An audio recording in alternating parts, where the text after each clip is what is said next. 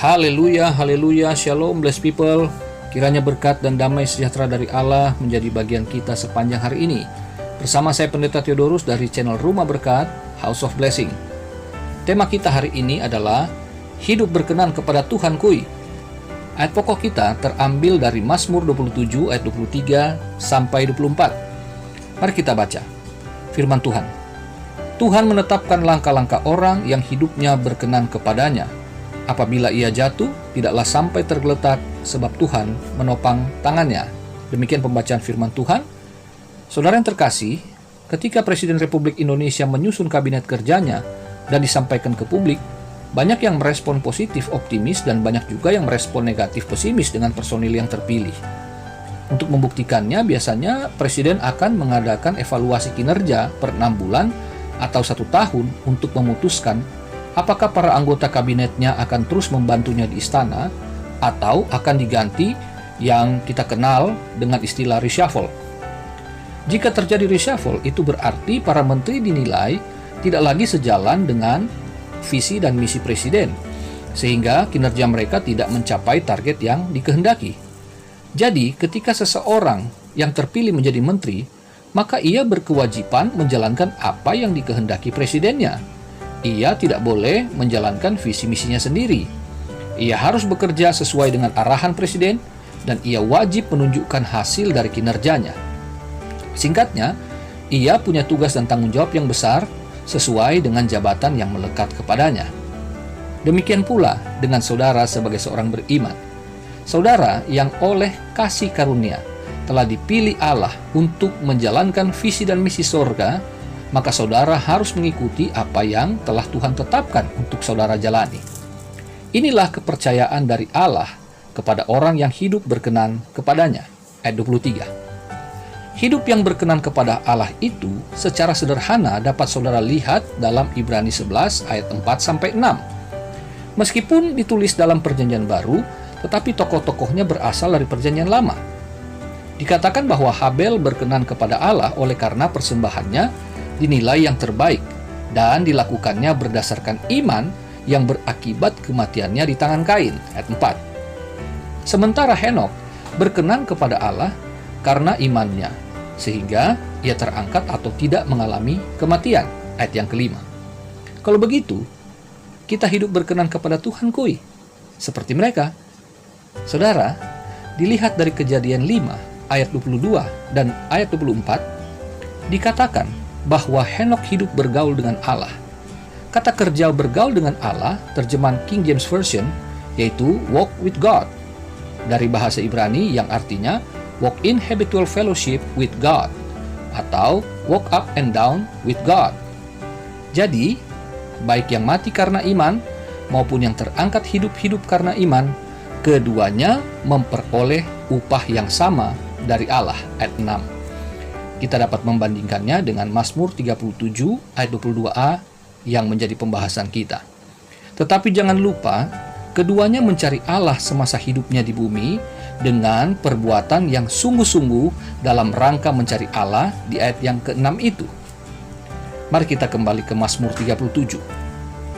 Saudaraku, hidup berkenan kepada Allah tidak berarti saudara tidak akan melakukan kesalahan yang berakibat dosa. Ayat 24 itu menunjukkan bahwa sangat mungkin saudara jatuh. Tetapi berbeda dengan presiden yang segera untuk mereshuffle kabinetnya ketika para menterinya tidak memenuhi target dalam kinerjanya, maka Tuhan di ayat ini dikatakan bahwa ia menopangkan tangannya supaya saudara yang jatuh itu tidak sampai tergeletak. Inilah yang disebut kasih setia Tuhan. Haleluya. Saudaraku, orang yang melangkah sesuai dengan ketetapan Tuhan pasti menghasilkan hidup yang berbeda dengan orang fasik. Ini telah saya uraikan dari ayat 1-20 di 2 vlog saya sebelumnya yang berjudul Jangan Baper, Enjoy Aja, dan Orang Benar dan Saleh, Woles Aja. Tambahan perbedaan antara saudara dan orang fasik ialah orang fasik kalau meminjam atau berhutang, maka ia tidak berniat mengembalikannya. Ayat 21 bagian A. Nah, kalau saudara dalam posisi orang benar, maka saudara harus melakukan yang sebaliknya apabila saudara pernah meminjam atau berhutang. Jadi, harus dibayar ya. Salah satu langkah saudara sebagai orang benar dalam perbuatan, yaitu dengan menunjukkan kasih dan kemurahan kepada orang lain yang sedang dalam kesusahan. Ayat 21 bagian B, dan bandingkan dengan Galatia 5 ayat 22. Bisa dalam bentuk pinjaman tanpa bunga, apalagi riba, karena didasari oleh belas kasihan. Ayat 26 bagian A. Jadi, pinjaman itu berupa bantuan tanpa syarat, tergantung yang meminjam apakah ia memang berniat baik atau tidak kepada saudara. Tetapi kalaupun dia tidak berniat baik untuk mengembalikannya, maka itu menjadi urusannya dengan Tuhan, sedangkan saudara dianggap sedang menabur kebaikan. Haleluya. Ingat, setiap taburan pasti ada tuaian, meski itu tidak menjadi motivasi saudara ketika membantu sesama. Tetapi memang demikianlah hukum Tuhan yang berlaku soal tabur tuai. Jika saudara terbiasa menabur kebaikan seperti itu, maka jaminannya ialah anak cucu saudara menjadi berkat di kemudian hari. Ayat 26 bagian B. Sebagaimana yang Daud saksikan seumur hidupnya, demikianlah saudara sebagai orang benar yang mengikuti langkahnya Tuhan, saudara tidak akan pernah ditinggalkan. Begitu juga dengan anak cucu saudara yang ada sekarang atau di masa depan. Semuanya tidak akan kekurangan makanan, kata firman Tuhan. Tetapi, sebagaimana Daud pernah mengalami masa sulit soal pemenuhan kebutuhan hidup di waktu muda ketika ia dalam pelarian, demikian juga mungkin saudara saat-saat ini sedang dalam kesulitan keuangan akibat pandemi COVID-19 ini. Dan dengan keuangan yang menipis itu, tiba-tiba ada orang yang datang untuk meminjam uang kepada saudara dengan alasan yang mendesak. Padahal saudara sendiri sedang ada di dalam kondisi yang sama dengan orang itu. Pertanyaannya, apa yang akan saudara lakukan? Saya tutup sesi ini dengan satu kesaksian. Saudara terkasih, saya pernah didatangi oleh seorang hamba Tuhan, teman saya. Pada saat itu, dia ingin meminjam uang untuk membayar kontrakannya, kontrakan rumah maksud saya. Pada saat dia meminjam itu, saya tanya kepada istri, apakah dia punya uang? Dan istri saya berkata bahwa ia punya uang, tetapi hanya untuk membayar SPP anak kami. Saya tanya, sampai tanggal berapa SPP boleh dibayar? Sampai tanggal 20. Pada waktu itu, tanggal 5. Saya berkata, ya sudah, kasih aja dulu, dia lebih perlu. Kita masih punya waktu lebih dari 2 minggu. Kasih saja. Saudara yang terkasih, pada waktu kami memberikan uang itu, teman saya itu pergi dengan sukacita, dia berterima kasih, dan saya mengatakan bahwa tidak usah dipinjam. Itu buat kamu saja. Saudara, ketika dia bersukacita, kami tidak punya apa-apa lagi waktu itu. Tetapi karena kami punya niat untuk menolong tanpa ingin dibalas jasa, kami juga tidak memberikan waktu dia untuk mengembalikan atau meminta pengembalian. Kami sudah ikhlaskan bahwa itu sudah kami berikan untuknya, untuk membantu padahal kami sendiri membutuhkan. Apa yang terjadi bahwa sebelum tanggal 20 kami menerima berkat dari Tuhan berlipat kali ganda dibanding apa yang kami berikan kepada teman kami. Saudara yang terkasih, di hari-hari ini tidak mudah untuk kita melakukan apa yang berkenan di hadapan Tuhan. Tetapi kalau Alkitab mengatakan bahwa ada orang yang bisa melakukan itu, dan saya juga bisa melakukannya, maka saudara, ini bukan soal mau tidak mau, tetapi apakah kita sebagai jemaat adalah orang yang telah mengenal Tuhan, mengenal Bapa sebagai pemelihara kita. Dan ketika kita melihat ada orang yang membutuhkan, inilah sebetulnya bagi kita sebuah ujian. Apakah saya mau melakukan seperti yang Tuhan mau?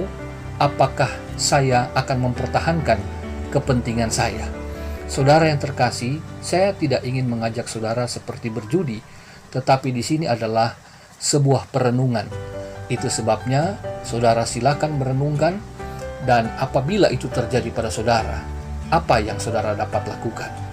Kiranya saudara diberikan kemampuan oleh Tuhan untuk dapat mencerna apa yang saya maksudkan hari ini. Mari kita melakukan yang terbaik bagi Tuhan, bagi sesama kita.